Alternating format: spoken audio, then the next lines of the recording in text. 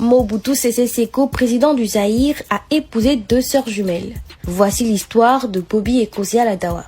Avant de devenir l'une des épouses de Mobutu, Bobby Ladawa était d'abord l'une de ses nombreuses maîtresses. En effet, Mobutu était réputé pour avoir de nombreuses maîtresses, célibataires ou mariées. Les Zaïrois racontent que pour montrer son pouvoir à ses ministres, il couchait avec leurs épouses. Selon des indiscrétions, il aimait aussi passer du temps avec des jeunes filles vierges. En 1980, juste avant la visite du pape Jean-Paul II au Zaïre, Mobutu décide d'épouser Bobby. Il savait qu'elle avait une sœur jumelle et décida de la séduire elle aussi.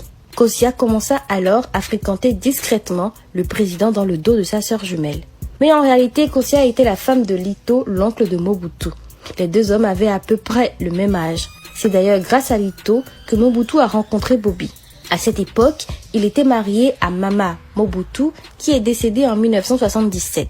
À la mort de son oncle en 1981, Mobutu décide d'épouser Kosia. Bobby accepte de partager son mari avec sa sœur, mais à condition qu'elle reste en arrière-plan. Mobutu apparaissait souvent en public avec les 2 sœurs jumelles, habillées de façon identique.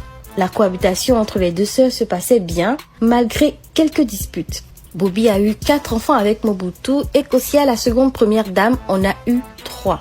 Bobby Ladawa était connue pour éloigner ses rivales. Les Zaïrois racontaient qu'elle utilisait des moyens obscurs pour se débarrasser d'elle. Par exemple, l'une de ses rivales, surnommée Mama 41, est devenue aveugle juste avant d'épouser Mobutu. Quand elle a retrouvé la vue, Mobutu avait déjà épousé Bobby. Bobby et Kosia ont été les dernières compagnes de Mobutu. Elles l'ont accompagné dans son exil au Maroc où il est décédé.